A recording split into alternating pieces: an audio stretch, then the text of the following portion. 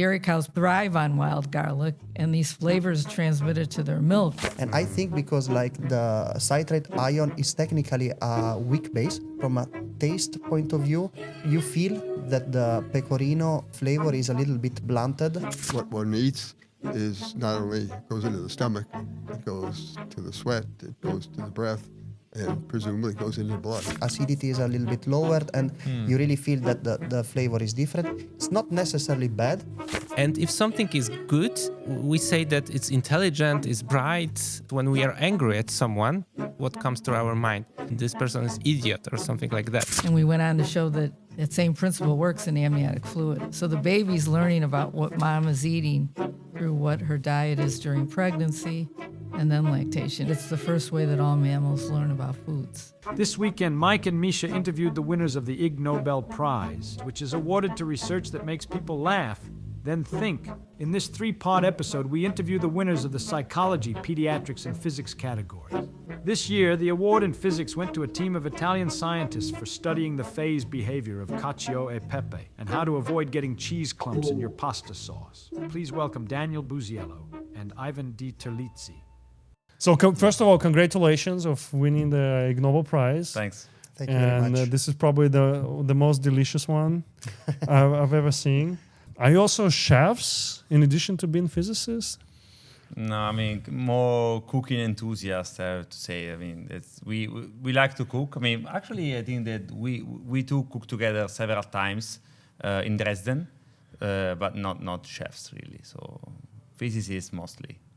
Yeah, definitely. So what's your like, is Cacio e Pepe is your favorite sauce? So how did you end up with choosing that particular sauce as the subject of your research? Let's say because like the thing started when Daniel was not yet in Dresden.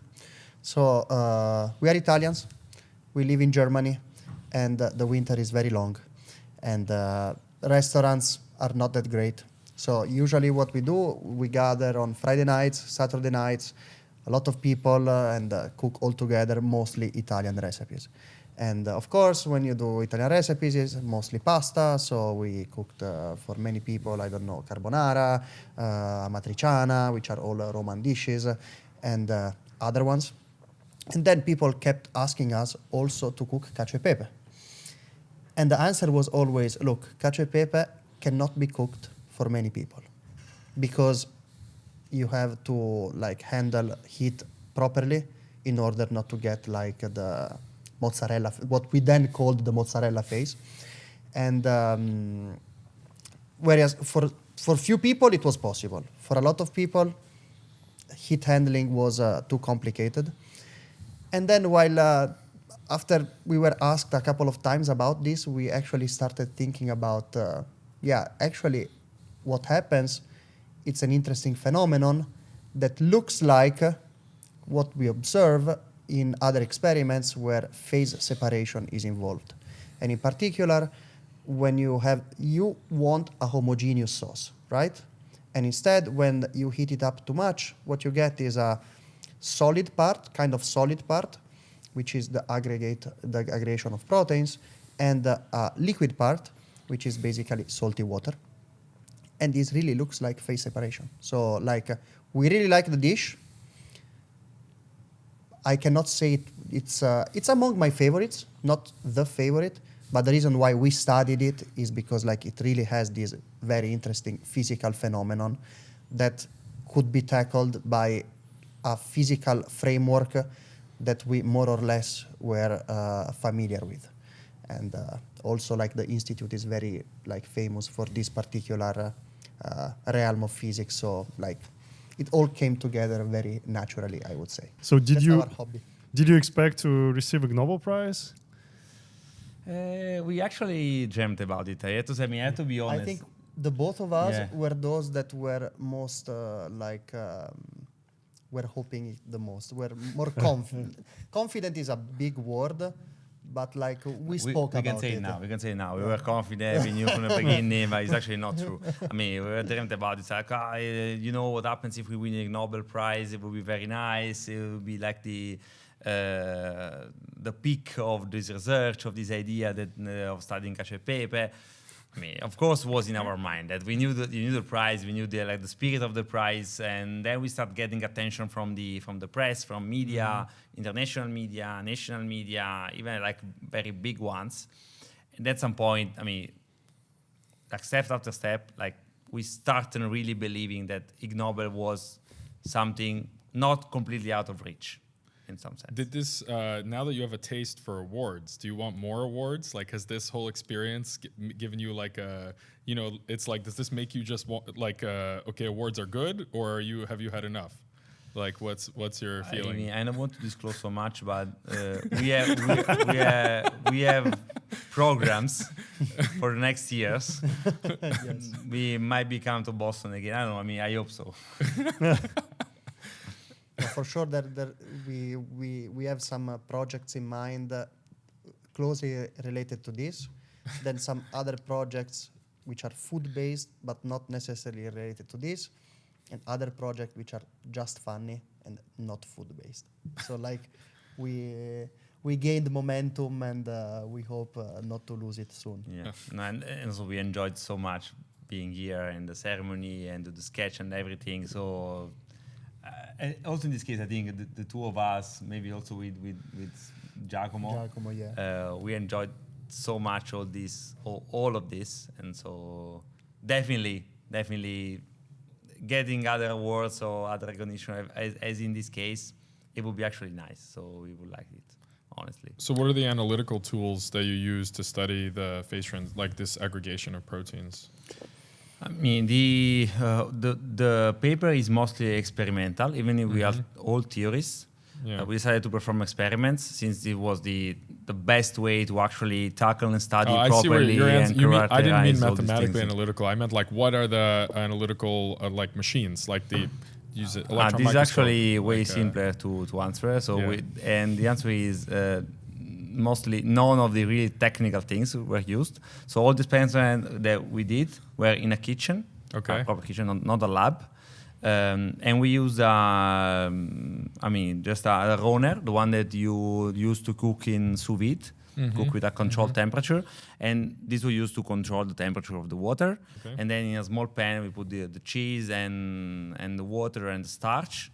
Then we wait like without any special instruments. So there was no, we didn't really, yeah, exactly. Everything is in the paper. You can see the picture.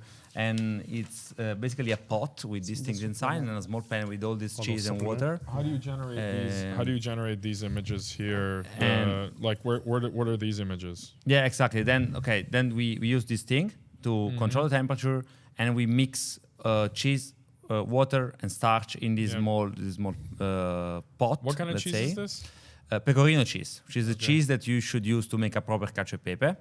Then you create this. What is the chemistry of that cheese? Like, what's different between? Parmesan. No, I mean, like- really, I mean, cheese in any way is composed of milk proteins, two kinds of proteins. Casein, casein is one of them. The other one is also this whey protein. So there are two kinds of proteins. Then there are lipids. Okay. And there is a part which is actually water in the cheese, and there is salt. It can vary a little bit the composition between one cheese and another, but since we want to study the cacio e pepe sauce, the cheese that you should use is pecorino. We didn't test the whole theory with Parmesan cheese, but I mean, supposedly more or less is the same. It can change a little bit the phase because it changes also a little bit the amount of proteins. But since we scaled everything with the protein amount, once you consider the cheese, then you extract the protein mass in that particular cheese, and everything should scale properly in the same way.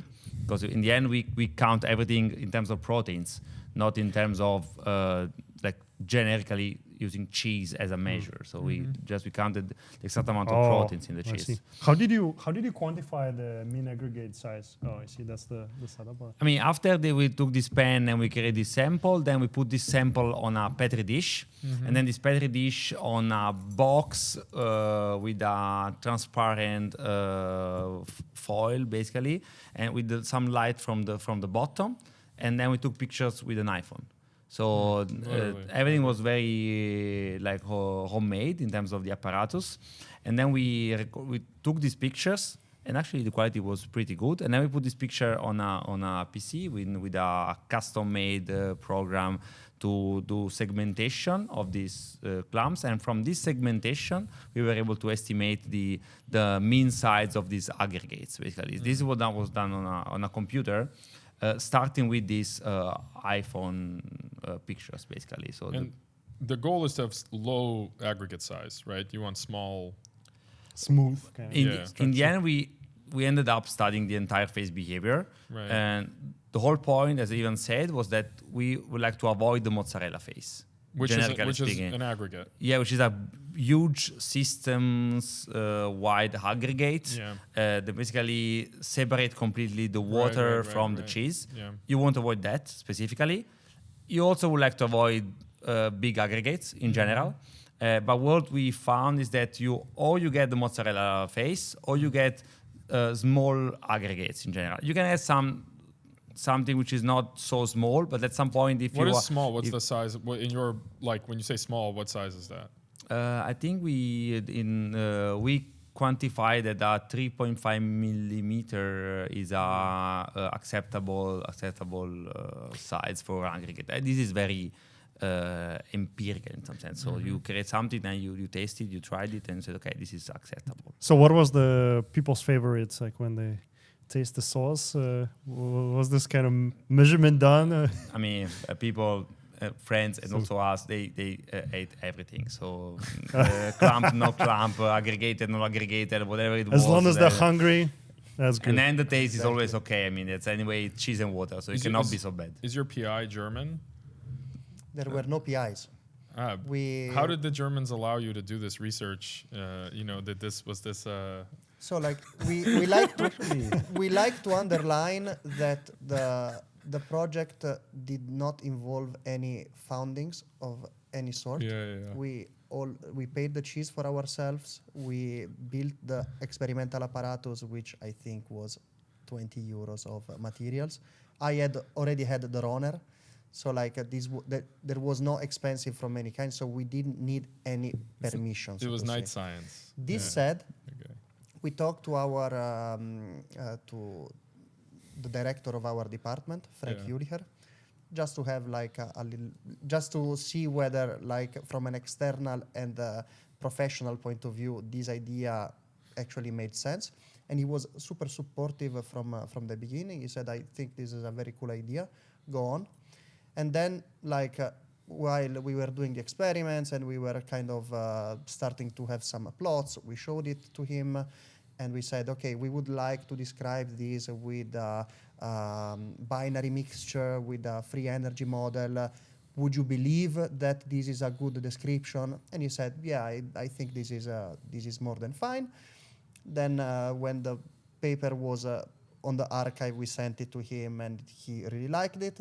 So like, even though he was not our PI and we technically didn't need his permission, he was very supportive, and we are very grateful about it.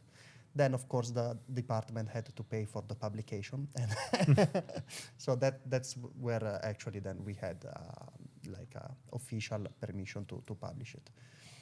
And so the starch content, if I remember correctly from your talk, it's the starch content that prevents aggregation, basically? How does that work? What are the physics of that? So, I mean, we believe that the main interaction between starch and proteins is kind of mechanical. So the starch basically impedes cheese proteins to clump together, since the starch in its gelatinized form is composed of this long chain that create a sort of a network, and this creates an impediment for the cheese proteins to clump together and create this aggregate of big sides. So aggregate of smaller size can be created if there's some starch, but this small size is fine, as I said. So basically, this is the kind of mechanism that we believe is actually in place. How the starch helps preventing the formation of big aggregates. We didn't have any microscope, so we didn't actually were able to perform any detailed microscopic analysis of what's actually doing the starch, if there are any other interactions. But in literature, there are a lot of reported interactions that were mostly electrostatic or steric, between the starch and the cheese proteins, or cheese proteins together, or the starch with the water. So building on this, we kind of constructed our idea of how the starch is, what the starch is doing to impede the formation of big aggregates of cheese proteins. So basically, that's. Also, I found there is part number 5. It discusses trisodium citrate as an alternative stabilizer. If you can explain about it. Yeah, like this is a common trick used in the food industry to prevent cheese clumping. Like for example, I have in mind these Kraft sottilette, which is like these squares of cheese that you put inside a toast. So this cheese needs to melt and not clump, and they use sodium citrate to impede this kind of aggregation. The mechanism there is known, and basically what happens is that casein is a micelle, and when which is one of the proteins involved in the aggregation process. And if I'm not mistaken, please correct me if I'm wrong, when temperature rises, like the micelle is not destroyed, but some calcium components are exposed, which tend to clump together. So calcium and calcium clump together. Instead, this sodium citrate, when put in solution, dissolves into sodium and the citrate And you get ion, like a capping and the effect. ion chelates the calcium, effectively impeding then the aggregation of the casein micelles. And so from a practical point of view, as you can see, the phase diagram is much smoother, so it works like charm. But to be totally honest, like from a taste point of view, you feel that the pecorino flavor is a little bit blunted, and I think because like the citrate ion is technically a weak base, so acidity is a little bit lowered, and you really feel that the flavor is different. It's not necessarily bad, but it tastes a little bit like sottilette to me, so it's not really the best in my personal opinion. But like for purely scientific purposes, we had like the apparatus, we had the alternative stabilizer. We saw a very much sharper transition to the mozzarella phase, to the homogeneous phase. You basically never see like the small clumps. So I think it was worth seeing, given that we had the whole pipeline for analyzing images and experimental apparatus. And also, if I can add one additional thing, like when we when we put the paper on the archive, and we were contacted by journalists of the New York Times, and then we were actually published on the New York Times. There was a food scientist that commented on our paper saying, "Oh, you should have tried also sodium citrate, because I think that starch blunts the flavor while sodium citrate does not." And then we said, "Okay, we have to test it." I personally and The humbly opposite is think true. that it's the opposite, because starch, you really don't feel it. It's 2 grams, or like use 2 grams of starch for 150 grams of pasta. Like it's not that much. But for the sodium citrate, it's actually a basic substance, and you really feel that something is different. And from the point of view of the mechanism, since the transition here is much sharper, we also, that's why also we kind of made an idea that the mechanism through which starch operates and one through which sodium citrate operates, they have to be different. Since the phase diagram is actually different between these two. In one case, you see these smaller aggregates. In the other case, you see mozzarella phase or just very smooth sauce. What do you guys work on when you're not cooking up, these not cooking up these papers in your kitchen? Very different stuff actually. The group is pretty heterogeneous, I would say, in terms of work of everyday life. So I personally worked a little bit on chemical systems, biological systems. Ivan works on stochastic thermodynamics mostly. Now a little bit of gene expression dynamics. But we have other people working on gene expression, speaking glasses, cancer, polymers. What else? There's a guy actually working in liquid-liquid phase separation in yeah, biology. exactly. But the point is that actually we use part of the well-known theory about liquid-liquid phase separation, or in general phase separation in liquids, in the paper. But really, we didn't use some very technically, particularly technically advanced theory to analyze all these things. And as I said before, most of the work was experimental work. So we really needed to characterize this from an experimental point of view. Then we did a little bit of the theory to understand what was happening. But well, we are all theorists and we work in related stuff, but not necessarily, for sure not connected to food. That for sure. So. And why did you guys get into science originally? How did you choose this career path? I don't know. Well, but I started reading a little bit of more popular science books about physics during my high school, and personally, I really liked the idea of general relativity, and I really wanted to understand what's the mathematics and what general relativity is. So I went studying physics to understand that. And then end up in studying physics. Then I understood that is too complicated for me to actually contribute to it. I was happy. I know about it now. Working on it was a little, I admit it, it's a little bit too abstract. I'm a more practical person. So I decided to go to statistical mechanics also because there is a little bit more wide range of applicability of statistics, probability, and so on. And then we ended up discussing the phase behavior of food. So in a certain sense, the idea was there. In my case, my father is I have to say that my father is a physics professor. Okay. And Inherited.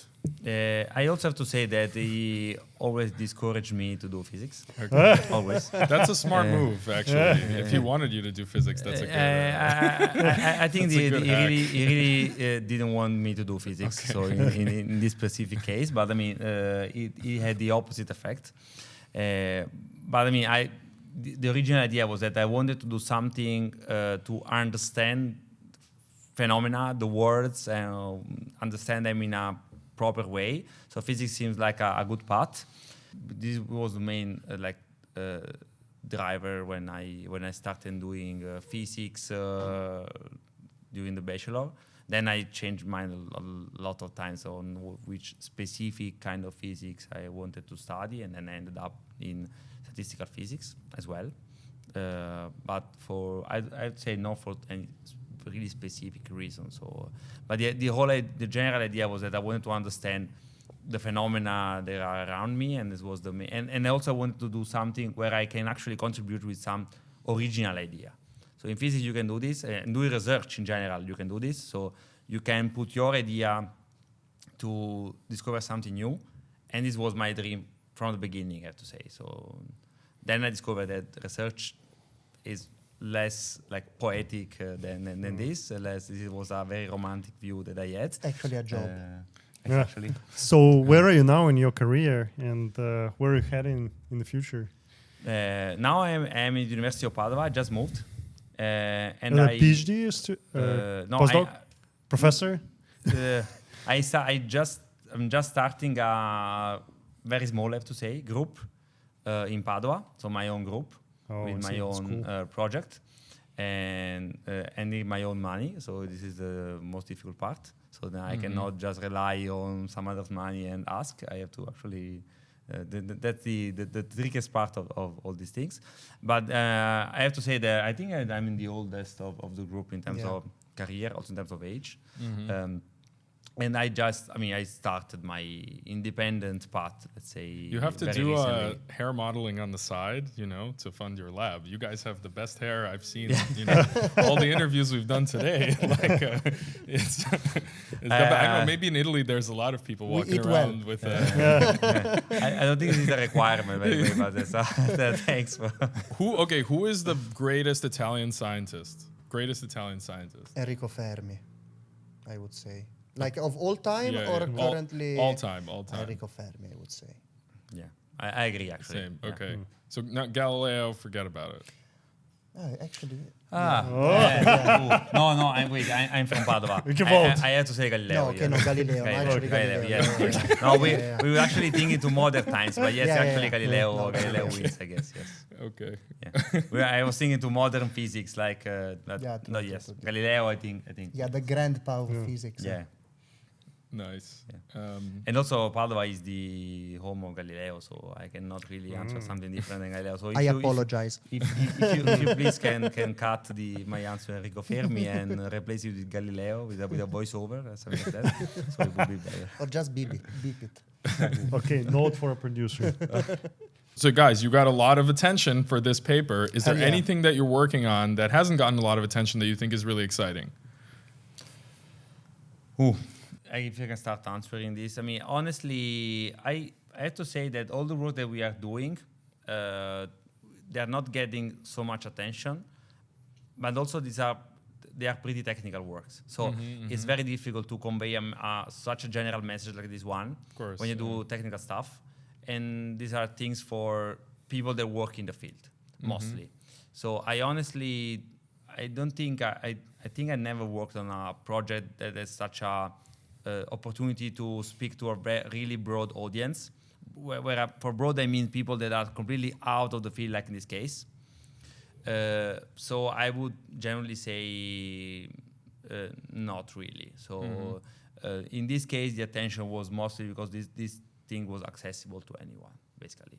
For all the other things, I can explain what I'm doing to someone, but I have to do it. So it's not just that you read the paper or you see some news and you understand what we are doing. So I got attention for some other papers in specialized journals, physical journals, where the paper can actually speak to some other sub-communities, biology, chemistry, all this kind of stuff, or some application-based communities, like I don't know, to build a battery using some chemical molecules. This is my case. But as you can imagine, anyway, there are really specific communities, not just that you go in the street, like in this case, you see someone that read your paper and knows about the story of Cacio Pepe. Kim and Kardashian is not going to tweet about it. No. Yeah, Yes. definitely. Okay. Yeah, exactly. Understood. Rightfully, I would say. Okay. I don't know if you want to add something. No, like on in my this, case, I was a little bit luckier, so to say, because I worked on an experimental problem of measuring heat flows in red blood cells. It was, let's say, my big PhD work, and we went on the Spanish news, so we got a little bit of attention, but just because it's a little bit easier to explain. I also have other technical. What does it mean to measure heat flow in a red blood cell? From where to where? So basically, whenever you have cells that are alive, they transform chemical energy into mechanical, let's say, kinetic energy. And by doing this, they also produce heat. Also like flickering or whatever movement inside water dissipates energy and creates heat. And in this project, what we did was to track the membrane fluctuations of these red blood cells, which are like basically a stochastic signal. And by using stochastic thermodynamics, which is like the field in which I was working, and some inference procedure, you can extract from these stochastic trajectories how much heat is associated to them. And for example, there was this experiment where a red blood cell was like 512 points around the cellular rim of the red blood cell were tracked. And for each of these points, we Is were this like able. fluorescence microscopy, or how do you track In that it? case, was ultra fast microscopy. No, it was just a very fast Just camera. microscopy. And then there was some convolution-based technique to actually extract the right point. This is very technical. I don't know about it. The experimentalist did it. From my point of view, I just got these traces from which you had to extract this heat, which, like in a more fancy way, it's called entropy production. But this is just marketing. And then to each of these points, you can associate a number, which is heat flow, and it's of the order of attowatts, I think, so 10 to the minus 18 watts. And so we had a map of heat flow around a red blood cell, which was the first time it was ever done, and had a decent coverage for let's say, our standards. But nothing compared to this, of course. Really. No. Nothing at all. This was out of any scale that we ever imagined, honestly. So. Awesome. Yeah, I think I think that's great. Guys, thank you Thank very you. much. Thank you, guys. Congratulations. Thank you very much. Pleasure to talk to you. Up next, the 632 nanometer team interviewed the winners of the Pediatrics Award. This year, the award in pediatrics went to Julie Manella and Gary Beecham for studying what a nursing baby experiences when the baby's mother eats garlic. Please welcome Julie Manella and Gary Beecham. Julie, Gary, it's great to have you here. Congratulations on the Ig Nobel, on your Ig Nobel this year. We're excited to discuss your work and how babies respond to the taste and smell of the mother's milk, especially, I think you kind of created a really counterintuitive and funny experiment. I don't know, the Ig Nobel was started the year you did this, I think, so you must not have had it in mind, which means this was like a, an honest Meant effort. to be. Yeah, laboring in obscurity, maybe you can just tell us, like, either of you, just the backstory of where were you, what institution were you at, how did you end up doing this research? think, Julie should start with that. I began a postdoc with Gary at the Monell Chemical Synthesis Center. We both were trained in biopsychology at the University of Chicago. So we went into this knowing animal model learning, knowing imprinting, knowing olfaction, and how this is such an important sense. And the big question is, why do we like the foods that we do? So our approach was to go from the beginning and to look at the first foods. In this case, it was mother's milk. And we knew from a wide variety of other mammals that what the mother eats transmits and flavors her milk. And that's one of the ways that the young learn what foods are safe, what foods mom has access to. At the time we did this, there was no research in humans. There were anecdotes. But what was even more interesting is that women were advised not to eat garlic for fear the babies were going to reject their milk. And we were able to document experimentally, and I think a very well experimentally designed study, I should say. that garlic transmitted and flavored human milk, and babies did not reject their mother's milk. They savored it. And this led to 30 years of research in how we learn about foods. So do you know where does this myth about eating garlic and this opposite effects to breastfeeding, where does it come from? I think it was at the time when pediatrics, everything was bland. And, they were introducing foods. They would introduce rice. It's like an that had engineering that- approach. It's just like from first principles, make it simple, that kind of thing. Yeah, and it was almost like the sterilization of eating. A little bit. Antiseptic. There was that too. But what about that? I mean, there's also, you shouldn't introduce meat, for example, early, and there's a whole list of things you should introduce, again, from the very blandest to finally the more foods that There's that famous line in like Oliver Twist where the headmaster of the he's like in a children's home for kids without parents, and he's saying you can't feed them meat, they get too crazy, if you feed them They're meat. saying that about sugar now, of course. Yeah, and I mean, everybody's an expert in food. And so the animal model literature, animal learning showed that most likely wasn't the case. But, medicine is not always evidence-based. So are you garlic lovers? I tolerate Well, it. she's Italian, so Italian-American, Sicilian-American. yeah. So actually, I think we both. How are. did you choose garlic? Just you had a hunch that because Because, so while there was strong? no human research, there was tons of research in dairy cows. Because that's when everything was, and so dairy cows thrive on wild garlic, and these flavors transmitted to their milk. And we picked garlic because there had actual basic research studies where they'd have panelists smell the dairy cow milk, that when the cow ate garlic, it smelled like garlic. So that was the basis for. Yeah. One of the things they had to do was take the milk cows out of the fields that were growing garlic, and feed them on non-garlic diets for a while to try to get rid of that smell. And actually, I have a house on the river where there's catfish, and we can catch catfish all the time. But the catfish, because they live in the bottom of the water, their meat smells like mud. Mm-hmm. But if you put them in a circulating water place for 2 or 3 days, then they're fine. And I think it's the same fundamental principle that what one eats is not only goes into the stomach, it goes to the sweat, it goes to the breath, and presumably goes into the blood. The source of meat, or ask any chef how you feed the animals, how the meat will taste. In this case, it was the milk. So it was a large literature. Plus, there also, the Konrad Lorenz work of the imprinting of the senses. And so we were really interested in, is this the first way we learn about food, about the most prominent sensory quality of food, which is its flavor. And we went on to show that that same principle works in amniotic fluid. So the baby's learning about what mom is eating through what her diet is during pregnancy and then lactation. It's not the only way, but it's the first way that all mammals learn about foods, about the environment.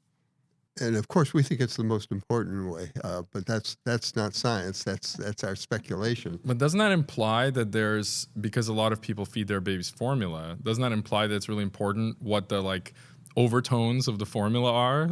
Should we be adding things that like broccoli smells to the formula to get people to eat more vegetables, in their adulthood? Or I think what the research... Well, that's the reason why sometimes kids don't like veggies and... Yeah, Maybe, right? that's been the question that a lot have been raised, because compared to human milk, formula doesn't change. It's the same. you can't buy garlic flavored. I don't think there's I would have bought it, for my kids, garlic flavored formula, There were some follow-on formulas that had like vegetable notes, but they're no longer in existence. But what basic research has shown around the world is that regardless if the baby is breast or formula fed, they learn about foods through repeated exposure. Mm-hmm. So there's a lot of plasticity. It's so important that what we eat is that there's so much plasticity in young, especially. So regardless of how they're fed, 8 to 10 days of repeated exposure, the baby will be more accepting. And that learning mechanism is the same in both the breast and the formula-fed infant.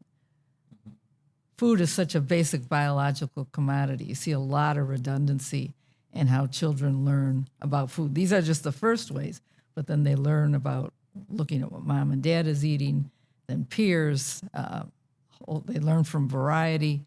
It's a pretty complicated learning. So after 1991, did you try other ingredients, and did you see any interesting correlations? We showed the garlic also in amniotic fluid. We did randomized controlled trials showing that either exposure to a flavor, a wide variety of flavors, get into human milk. And this research is now being done elsewhere as well, that regardless if the baby exposed it in utero or in breast milk, they were more accepting of foods at weaning and then beyond. So the most beautiful study, which Julie did, was to give mothers a flavor of carrots during the last trimester of the baby's gestation, and then another group got it during breastfeeding, and a third group was the control group. And what she found was that the first two groups accepted the flavor of the carrot juice much more than the control group. So this, I think, was the first really good study showing that there's true learning, for smells at least, in utero. What's the strength of the data? Like how big is the effect? Less than 0.001. And then it's, with all science, it's a convergence of finding. The design of There's that, no one finding that does it. Yeah. it came from animal model. The European rabbit was fed juniper berries during either pregnancy or lactation, and then the control group. And they nurse very little because Once a day, the I mother's think. out foraging.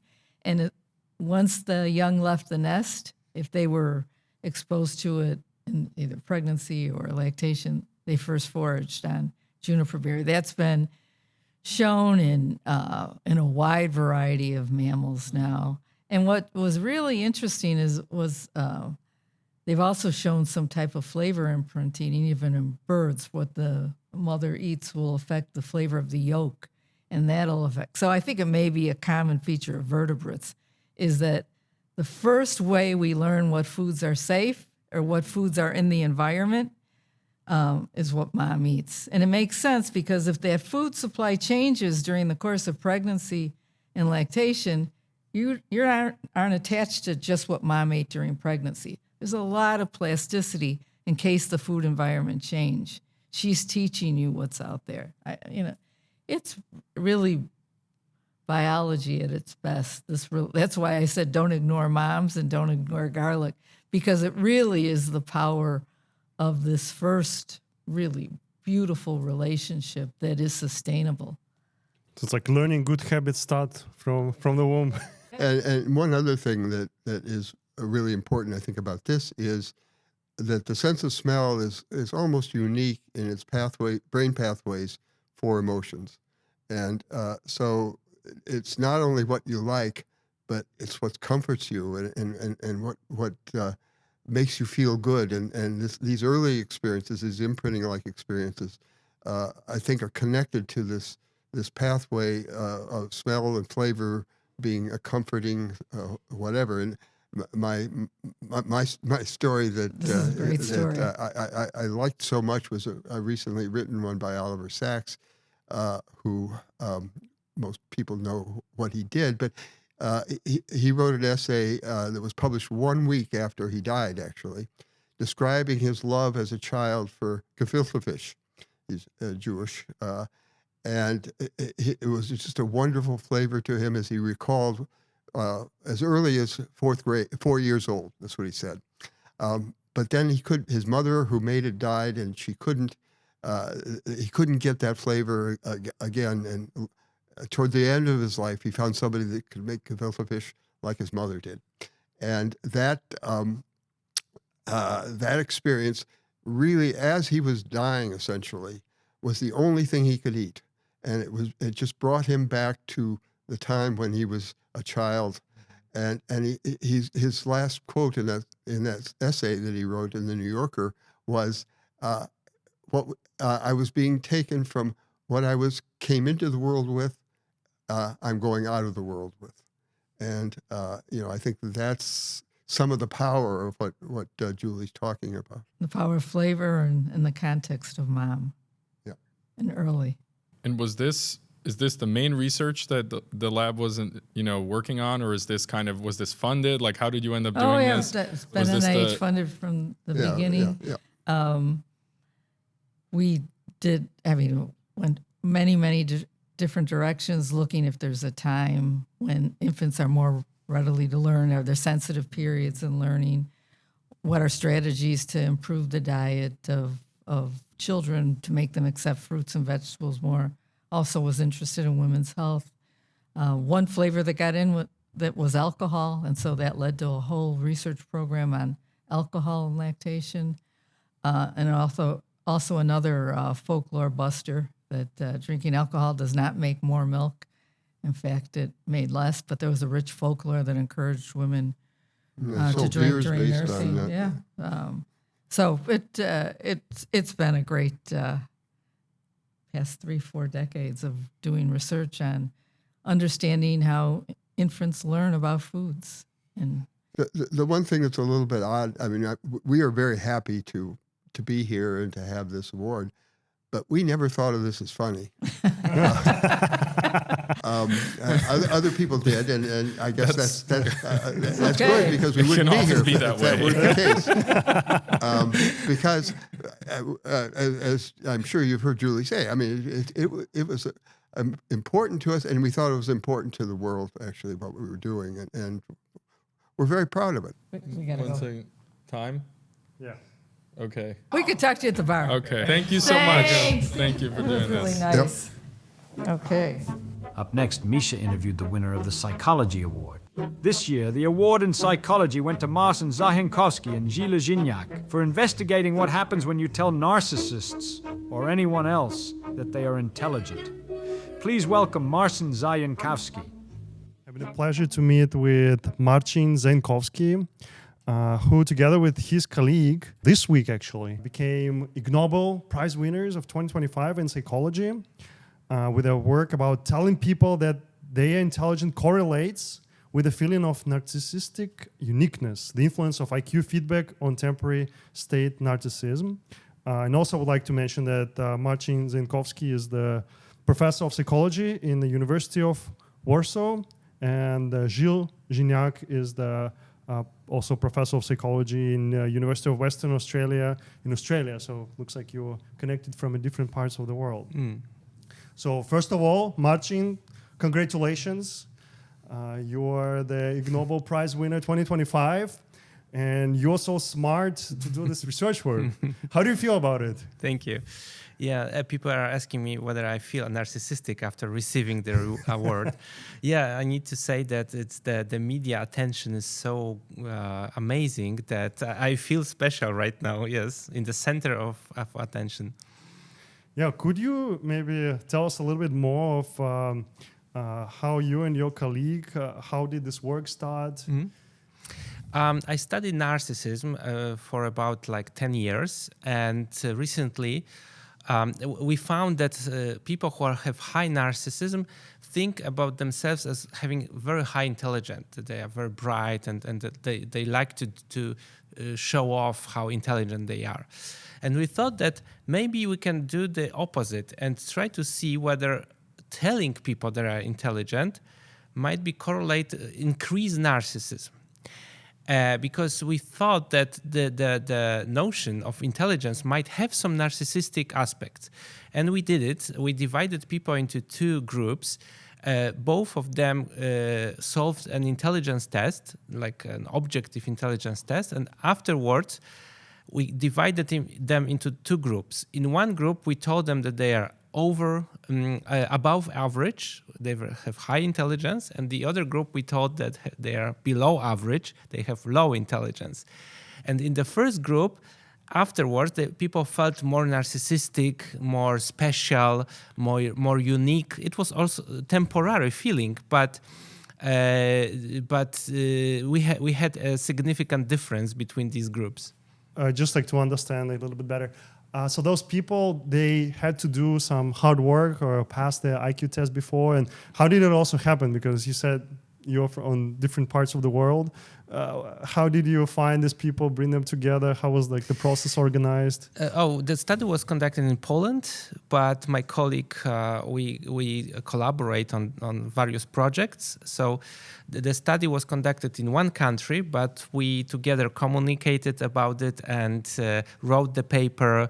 Gilles did the analysis. So we divided the work between us. So the study was in Poland, but the other parts of the study or the paper was written by both of us. So maybe if you can go a little bit through the process. So how was it aligned, the whole experiment, and how did it look like from the part of on the side of the person who was part of the test? Yeah. So people didn't know it was fake feedback about their intelligence. So they were not aware that it's fake. So this is the main part of this experiment, that they thought that it is a real it was a real intelligence test, but the feedback they received from the experimenter was fake. So it wasn't true about their true intelligence. So that's why we wanted to evoke how they feel afterwards, measure how they feel after this information. So imagine another situation like from everyday life, that we tell someone, for instance, a child, "Oh, you are very brilliant. You are very smart," and we can influence how this child feels. And on the other hand, we can say, "Oh, you are not very bright. You're stupid," and we can decrease self-confidence and so on. We do it also in our everyday life. one of the conclusions of our paper is that intelligence is understood a little bit different than academics wants to define it. People use this term in everyday language. For instance, when we are angry at someone, what's the first what comes to our mind? That this person is stupid, for instance. This person is idiot or something like that. So it's only on the intelligent axis, right? Yeah. So it's intellectual. And if something is good, we say that it's intelligent, it's bright. We even say we even call objects like smartphones or intelligent washing machines or something like that. So if we want to emphasize that something is good, we use this term to highlight it. Or if we say that something is bad, we also use it to devaluate it. And what we've shown also is that telling someone that is intelligent is much more than just expression. It also increases some narcissistic feelings of being special or being better than others. I see. Also, there is an interesting graph on like this figure 1, which caught my attention. And it says that if you give a negative feedback, the effect of this negative feedback is dramatically plunges the self-assessed intelligence comparing to when you just give a positive and people are like, oh yes, I know, I'm smart. Yeah. So it seems that it has a huge consequences. For instance, in the education process, right? If we give children, for instance, all the time negative information, they might feel very, they might develop very low self-esteem. So we need to be careful with this feedback and what we tell others, especially in the education situation. So in addition to intelligence, do you consider other metrics? I mean, the first comes to my mind is EQ, for example. In addition to IQ, maybe there is a broader spectrum of metrics you can test the narcissism. This is a good question, and some people ask me this. Actually, we've done some studies with other characteristics, like emotional intelligence, or we told people that they are very good at being in control of group processes, and nothing works like this, like intelligence. It is like a unique attribute. It became very important in our society. One other thing that comes to my mind is maybe physical attractiveness. Telling someone that you are ugly or beautiful might work. I didn't test it. I think it might be too invasive. That's why I avoid it to test it, because it might be very strong. And it could be also maybe like gender dependent. Yes, but the intelligence part, it works for both genders.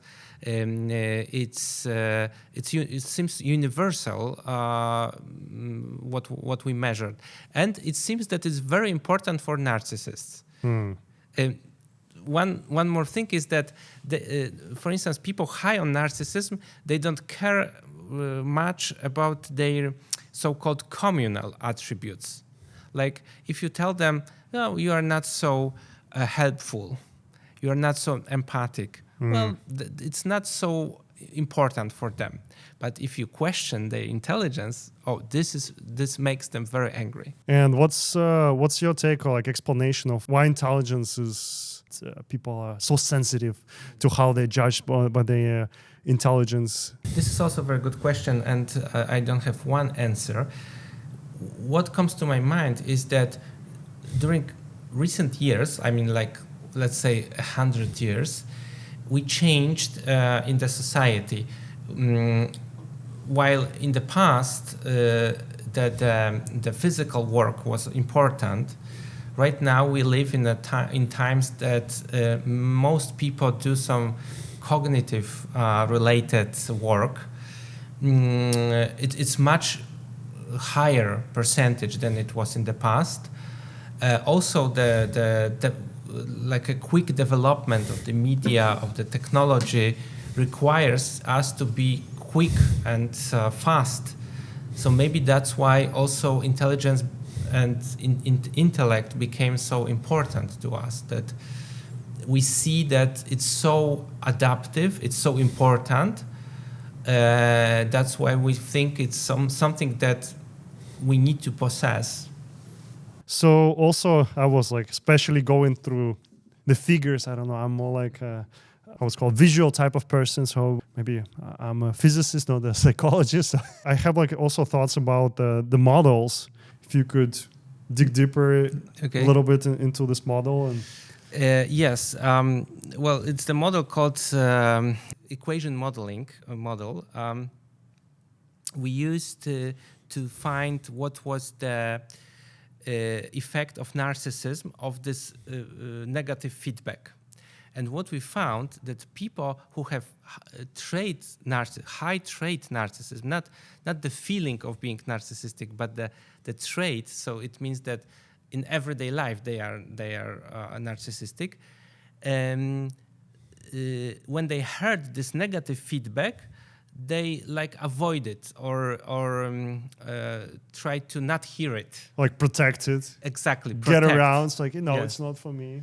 So narcissism worked like a shield. They telling me that I'm not smart. Okay, I will not hear it. This feedback. So the model shows this, that they like try to focus on self-confirmed. So they look for information that are consistent with their self.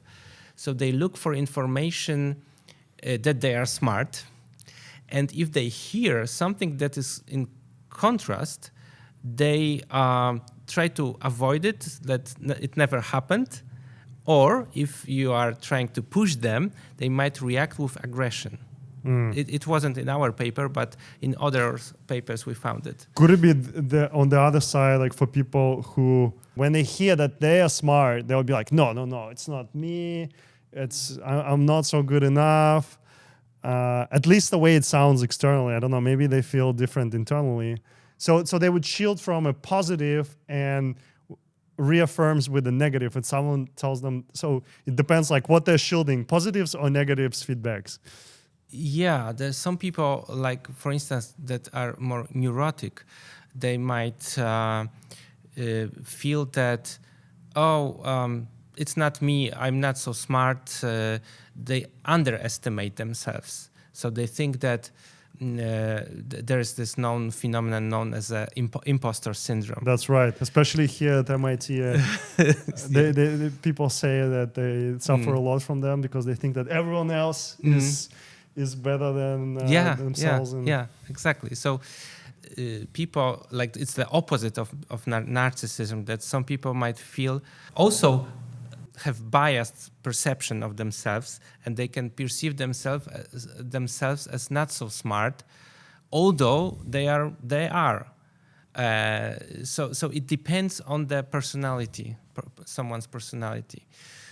Both situations seem to be not good, because in both situations you do not have adequate self-perception.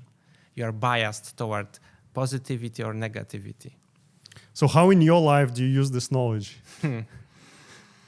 I must say that I said that they are both biased, but the studies show something interesting, that if you want to be happy, or if you want to feel good, I'm not talking about feeling narcissistic, but good, you need to be a little bit over positive. So the studies show that you need to be like a little bit in the direction of narcissism to feel good.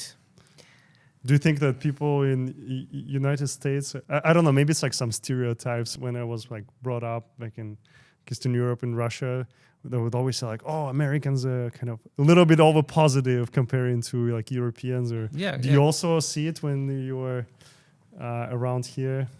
what I see that people are nicer in everyday communication. They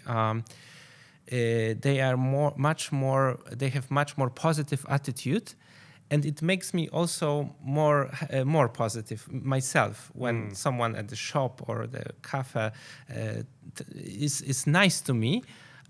I'm giving back. I'm also nice. Do you feel happier? Yes, I feel better when people are smiling. So even that the smile could be like a stage one. It might be, yeah. It's on the surface. But you're asking about the positive effect of the being overly positive. It seems that, for instance, depression might be not totally negative, but it might be more realistic. There is this hypothesis that being depressive is not that you are negative, you are more realistic. So we are all living in an illusion, a little illusion. In a matrix. In a matrix. If we want to feel good, we need to a little bit bias our perception. Do you have any piece of advice of how to readjust yourself? Like, yeah, so there is this line that you shouldn't cross. You shouldn't cross to be a little bit positive, but not too much.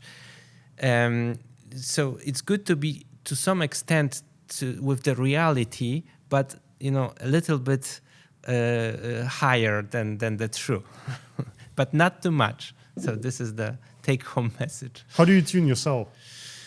I'm trying to be positive, but also I'm checking the reality.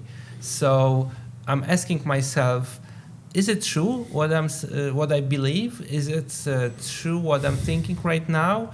So I'm asking myself these questions. Am I locked in my own mind, or I'm asking other people, how do you perceive this situation from my life, to see whether I'm not going away from the reality.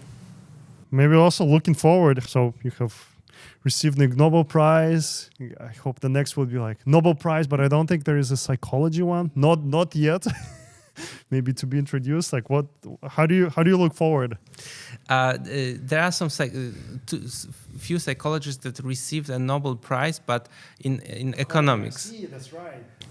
Kahneman and Tversky, for instance. So yeah, maybe in something related to psychology. We'll see. One more interesting question for you. So this is an example of great success. You got a lot of exposure, and a lot of people are interested to learn about your work. You received the Ig Nobel Prize. So, but I'm sure there were probably works earlier which didn't get that much of attention. Do you find maybe some of them could be even more important than this work? I must say that I'm very glad that this one got the Ig Nobel, because I was. This is something that I was really eager to study, how people react to feedback about intelligence. So I'm glad that this one won. However, I have some other that might be not so popular, and I wanted them to be more. For instance, we measured intelligence in couples. So people being in a romantic relationship solve intelligence tests and then estimates the intelligence of themselves and the other partner. Very interesting. It's very interesting. And what we found was very interesting, that people in general overestimated their intelligence, but their partners even more. So we want to be in with a partner, a romantic relationship that we consider even brighter than ourselves. Maybe it's like an extended ego, being with someone. We want to be with someone smart, or we consider them smart because it's someone that we chose. Or is it related to evolution views of like having kids? You try to find partner maybe who is like better than you in some sense, or fulfills some parts which you're not good at? We tested, there is an evolutionary hypothesis that we tested that women should be better in estimating their partner's intelligence than men, because they seek intelligent men because they need to find a good person for they with good genes. Mm-hmm. But we didn't find support for this hypothesis, so we don't know. Very insightful conversation, and thank you so much. And Thank you. congratulations. Thank you very much. Okay, cool.